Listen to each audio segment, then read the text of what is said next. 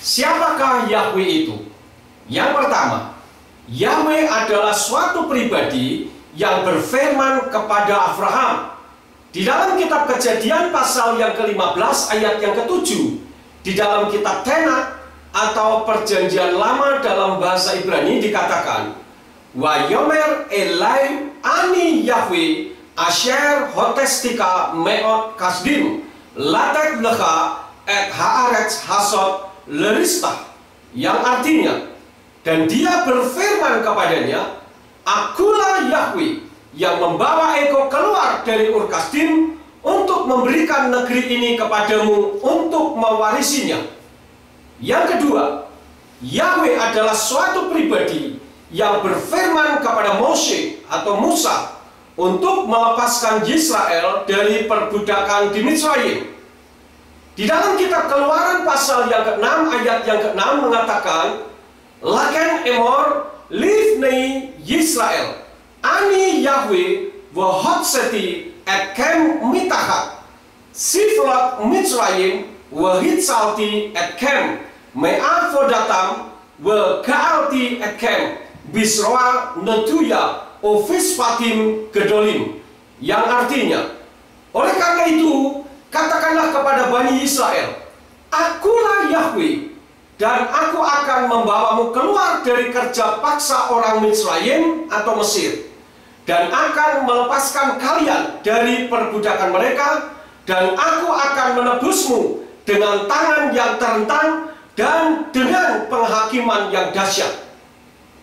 Yang ketiga, Yahweh adalah suatu pribadi yang berfirman kepada para nabi.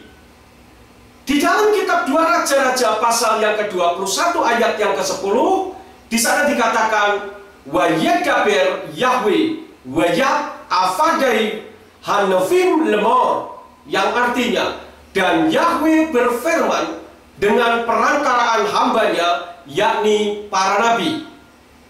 Yang keempat, siapakah Yahweh itu? Yahweh adalah suatu pribadi yang diperkenalkan oleh Yeshua HaMashiach, yang selama ini kita kenal dengan nama Yesus Kristus. Di dalam kitab Perjanjian Baru berbahasa Ibrani atau Hafrit HaKadasa, di sana dikatakan di dalam kitab Matius atau Matius pasal yang ke-22 ayat yang ke-37 yang berkata, wa yomer Yeshua elai wa ahavta et Yahweh Elohika bekal lefafka ufkal nafseka ufkal madaika, yang artinya, firman Yeshua, kasihilah Yahweh Elohimmu dengan segenap hatimu, segenap jiwamu, segenap akal budimu. Jadi saudara bisa perhatikan di sini bahwa Yeshua HaMashiach pun meminta kepada murid-muridnya, termasuk saudara dan saya, supaya kita mengasihi Yahweh Elohim kita dengan segenap hati. Yang kelima, siapakah Yahweh itu? Yahweh adalah suatu pribadi yang juga diperkenalkan oleh Rasul Paulus atau Rasul Paulus sebagai pribadi yang menyelamatkan manusia. Tidak ada juru selamat di atas muka bumi ini selain di dalam nama Yahweh. Di dalam kitab Roma pasal yang ke-10 ayat yang ke-13, di sana dikatakan Kikol Asher Yikra Veshem Yahweh Yimalet, yang artinya, sebab setiap orang yang berseru kepada nama Yahweh, dia akan diselamatkan. Nah sekarang pertanyaannya, kenapa Yeshua memperkenalkan Yahweh dalam pelayanannya?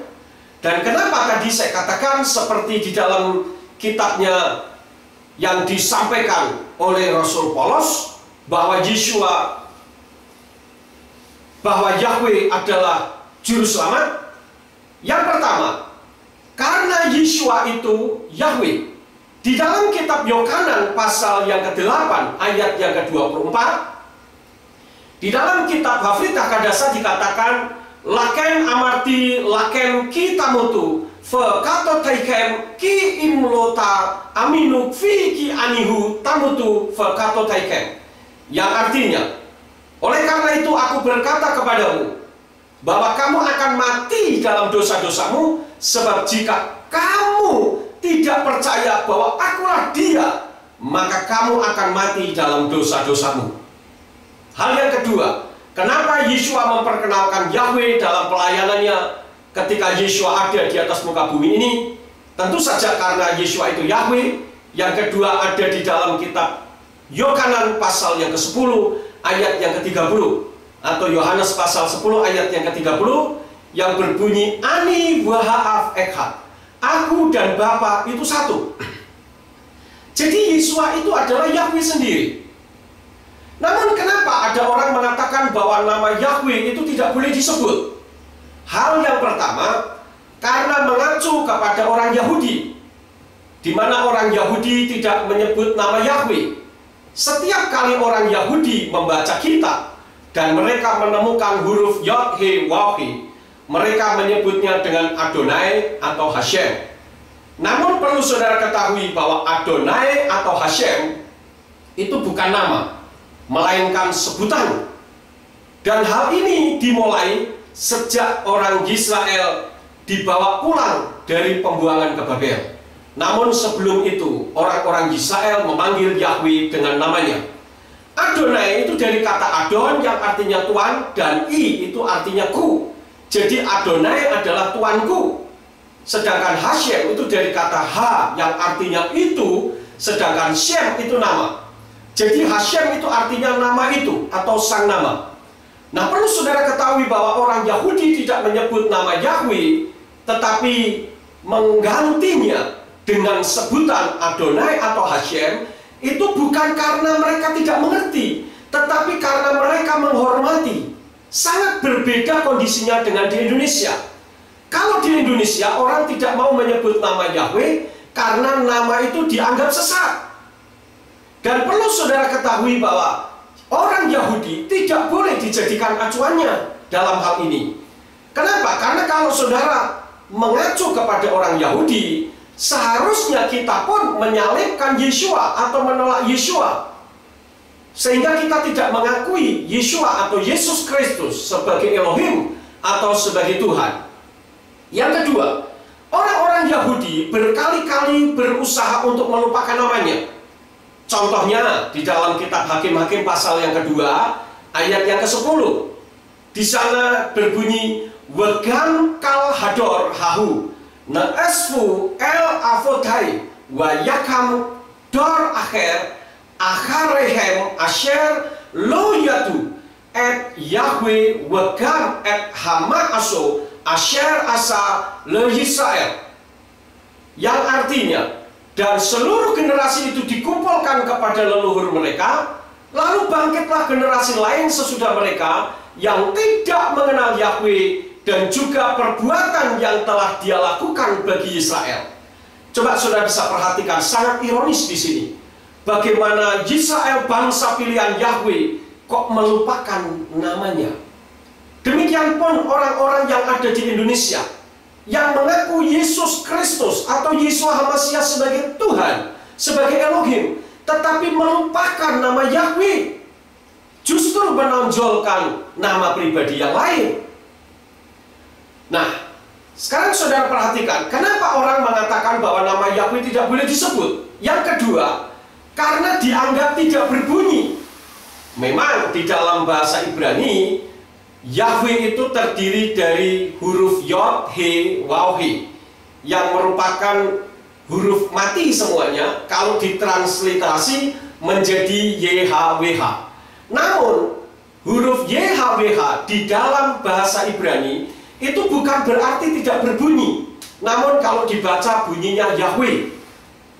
Saya ketika di Israel, saya melihat koran-koran, rambu-rambu lalu lintas, teks di televisi, iklan-iklan di pinggir jalan, semua tidak ada huruf hidupnya.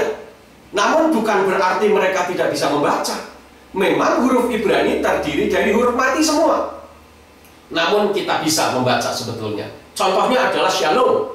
Shalom itu terdiri dari 4 huruf mati juga, yaitu Shin, Lamed, Waw, Mem, atau kalau ditransliterasi adalah SLWM. Kemudian haleluya. Saudara juga pasti pernah mengatakan haleluya. Nah, haleluya itu terdiri terdiri dari huruf He, Lamed, Lamed, Waw, Yod, He, yang kalau ditransliterasi menjadi HLLWYH. Semua huruf mati. Tetapi kan bisa dibunyikan haleluya, yaitu dari kata halelu yang artinya pujilah, dan Yah adalah kependekan dari Yahweh. Jadi kalau ada orang yang anti dengan nama Yahweh, begitu benci dengan nama Yahweh, tetapi menyebut kata haleluya, itu menandakan orang itu tidak memahami. Kemudian saudara-saudaraku yang kekasih, kenapa orang mengatakan nama Yahweh tidak boleh disebut? Mari kita pikir secara logika. Nama Yahweh di dalam kitab Torah, Nevi'im, Ketubim, Wahafrit, Akadasa, Perjanjian Lama dan Perjanjian Baru, dalam bahasa Ibrani, nama Yahweh itu ditulis ribuan kali. Coba kita pikir secara logika. Kalau sesuatu yang ditulis berarti untuk dibaca, jadi bukan hanya untuk dipelototin doang. Nah, kalau tidak bisa dibaca tetapi ditulis, sama saja dengan kita menganggap bahwa Tuhannya Mose atau Tuhannya Musa itu ngawur. Kalau ditulis sampai ribuan kali, itu artinya sangat penting nama itu. Dan nama itu adalah nama yang penuh dengan kuasa, karena Yahweh adalah pencipta langit dan bumi. Hal selanjutnya, saudara-saudara, kenapa orang mengatakan bahwa nama Yahweh tidak boleh disebut? Hal yang ketiga, karena tidak populer, sehingga nama Yahweh dianggap sesat. Padahal kalau kita perhatikan, saudara yang suka membaca kitab King James Version, di dalam kitab King James Version, nama Yahweh itu ditulis sebanyak 7 kali dari kitab Perjanjian Lama dan Perjanjian Baru. Namun King James Version menulisnya dengan Jehovah. Contoh, saya akan bacakan untuk saudara. Yang pertama adalah di dalam kitab Genesis pasal yang ke-22 atau Kejadian pasal yang ke-22 ayat yang ke-14. Di situ berbunyi, and Abraham called the name of that place Jehovah Jireh, as Esed said, to this day, in the mount of the Lord it shall be seen. Di sana ditulis dengan Jehovah Jireh. Jehovah Jireh adalah Yahweh Yireh. Kemudian yang kedua di dalam Exodus atau kitab Keluaran pasal yang ke-6 ayat yang ketiga. Di sana dikatakan, and I appeared unto Abraham, unto Isaac, and unto Jacob, by the name of God Almighty, but by my name Jehovah was I not known to them. Nah, ini yang kedua. Sekarang yang ketiga di dalam kitab Keluaran atau Exodus pasal 17 ayat yang ke-15. Di sana dikatakan, and Moses built an altar and called the name of it Jehovah Nisi. Jehovah Nisi adalah Yahweh Nisi. Ini yang ketiga. Sekarang yang keempat di dalam kitab Judges atau Hakim-Hakim pasal yang ke-6 ayat yang ke-24. Di sana dikatakan, then Gideon built an altar there unto the Lord and called it Jehovah Shalom. Unto this day is yet in opera of the arbitraries. Nah, saudara, Jehovah Shalom di situ adalah Yahweh Shalom. Kemudian kita melihat yang selanjutnya, yang kelima, yaitu di dalam kitab Psalms atau Mazmur pasal yang ke-83 ayat yang ke-18. Dikatakan, that man may know that thou, whose name alone is Jehovah, art the most high over all the earth. Nah, ini kembali nama Yahweh ada. Kemudian untuk selanjutnya di dalam kitab Yesaya pasal yang ke-12 ayat yang kedua. Di sana berbunyi, behold, God is my salvation. I will trust and not be afraid, for the Lord Jehovah is my strength and my son and my song. He also has become my salvation. Kemudian di dalam kitab Yesaya pasal yang ke-26 ayat yang keempat, di sana dikatakan, trust ye in the Lord forever, for in the Lord Jehovah is everlasting strength. Nah, sudah perhatikan 7 kali kitab King James Version menulis. Namun kalau King James Version itu konsekuen, seharusnya semua yang asalnya dari huruf Ibrani Yod He Waw He, yang seharusnya dibaca Yahweh atau kalau ditulis dengan Jehovah, jangan diterjemahkan menjadi the Lord dengan huruf kapital semua. Kita lihat salah satu contoh di dalam Keluaran pasal yang ke-20 ayat yang ke-7. King James Version menulis, "Thou shalt not take the name of the Lord thy God in vain, for the Lord will not hold him guiltless that takes his name in vain." Nah, di situ ditulis the Lord dengan huruf besar semuanya.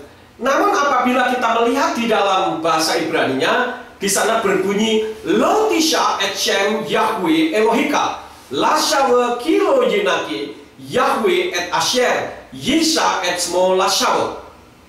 Jadi di sana nama Yahweh ada, namun di dalam King James Version hanya ditulis dengan the Lord. Jadi kalau King James Version konsekuen, itu akan ada ribuan nama Yahweh juga di sana. Nah, hal yang selanjutnya yang keempat, kenapa orang mengatakan bahwa nama Yahweh tidak boleh disebut? Sebetulnya hal itu karena Yayasan Lembaga Alkitab Indonesia sudah menerjemahkan nama diri Yahweh menjadi 4, yaitu Allah dengan huruf besar semua, Tuhan dengan huruf besar semua, Allah hanya saja yang besar, dan Tuhan hanya T-nya saja yang besar. Contohnya, di dalam kitab Yesaya atau Yesaya pasal yang ke-42 ayat yang ke-8, di dalam kitab berbahasa Ibrani dikatakan, Ani Yahweh husmi ukfodi le akhir lo eten utilati lapsili, yang arti sebenarnya adalah aku Yahweh, itu namaku. Aku tidak akan memberikan kemuliaanku kepada yang lain dan pujianku kepada patung. Namun Yayasan Lembaga Alkitab Indonesia sudah menerjemahkannya menjadi aku ini Tuhan, itu namaku. Aku tidak akan memberikan kemuliaanku kepada yang lain atau kemasyhuranku kepada patung. Di situ dikatakan aku ini Tuhan, itu namaku. Sepengetahuan saya tidak pernah ada Tuhan bernama Tuhan. Nah, ini merupakan suatu penerjemahan yang keliru. Kemudian di dalam kitab Kejadian pasal yang ke-15 ayat yang kedua, di dalam bahasa Ibrani dikatakan wa yomer Avram Adonai Yahweh matitenli wa anoki holek arili ufen meshek beti hu damesek Eliezer, yang kalau diterjemahkan yang sebenarnya akan berbunyi, dan Abraham berkata, ya Tuhan Yahweh, apa yang akan engkau berikan kepadaku, sedangkan aku tidak mempunyai anak, dan ahli waris di rumahku ialah Eliezer orang Damasek. Namun Yayasan Lembaga Alkitab Indonesia menerjemahkannya kata Yahweh menjadi Allah huruf besar semua, yang berbunyi demikian. Abraham menjawab, ya Tuhan Allah, apakah yang akan engkau berikan kepadaku, karena aku akan meninggal dengan tidak mempunyai anak, dan yang akan mewarisi rumahku ialah Eliezer orang Damsyik itu. Jadi di dalam ayat ini nama Yahweh menjadi Allah huruf kapital semua. Kemudian di dalam kitab Kisah Rasul pasal yang kedua ayat yang ke-21, di sana di dalam Hafrit Akadasa atau Perjanjian Baru dalam bahasa Ibrani dikatakan wahaya kol asyer yikra vesem Yahweh Yimalet, yang kalau diterjemahkan arti yang sebenarnya akan berbunyi, dan akan terjadi setiap orang yang memanggil nama Yahweh dia akan diselamatkan. Namun Yayasan Lembaga Alkitab Indonesia sudah menerjemahkannya menjadi sebab barang siapa yang berseru kepada nama Tuhan dengan T-nya saja yang besar akan diselamatkan. Kemudian yang keempat, yaitu di dalam kitab Matai atau Matius pasal yang keempat ayat yang keempat, nama Yahweh oleh Yayasan Lembaga Alkitab Indonesia diterjemahkan menjadi Allah dengan huruf besar semua. Contohnya, di dalam Matius 4 ayat yang keempat, kalau saya baca berbunyi wayaan wayomar katuf kilo al halchem levadu yikye haadam ki al kalmotsa pi Yahweh. Namun sambil menanggapi, dia berfirman, telah tertulis, bukan oleh roti saja manusia akan hidup, melainkan oleh setiap firman yang keluar dari mulut Yahweh. Itu terjemahan yang sebenarnya. Karena di sana dikatakan al-kal motsa pi Yahweh, yang keluar dari mulut Yahweh. Namun LAI menerjemahkannya, tetapi Yesus menjawab, ada tertulis, manusia hidup bukan dari roti saja, tetapi dari setiap firman yang keluar dari mulut Allah. Hanya saja yang besar. Nah, saudara-saudaraku yang kekasih, dengan terjemahan yang sudah saya sampaikan ini, seharusnya saudara tahu mulai sekarang bahwa nama Yahweh adalah nama Tuhan pencipta langit dan bumi yang tidak boleh hilang di dalam kitab suci kita. Oleh karena itu, kalau selama ini kita confuse, ragu-ragu, bingung karena nama Yahweh dianggap sesat, mulai sekarang saudara harus paham bahwa Yahweh adalah satu pribadi Tuhan yang turun ke dunia menjadi Yeshua HaMashiach atau Yesus Kristus yang adalah juru selamat saudara sekalian. Karena itu jangan tolak dia. Terima dia sebagai pribadi yang mempunyai sorga. Karena kita semuanya akan mati dan akan masuk sorga. Sorganya siapa? Tentu sorganya Yahweh. Di mana Salomo pernah berdoa, dan dalam doanya Salomo katakan, Engkau Yahweh yang tinggal, yang tempat kediamanmu ada di dalam sorga. Mari kita mulai ubah paradigma konsep pemikiran kita. Jangan menolak Yahweh, tetapi jangan menggunakan nama sesembahan lain, karena Yahweh adalah Tuhan yang menyelamatkan saudara. Terima kasih saudara sudah mendengarkan apa yang saya sampaikan. Bapa Yahweh Sebaot pencipta langit dan bumi di dalam Yeshua HaMashiach memberkati saudara sekalian. Amin.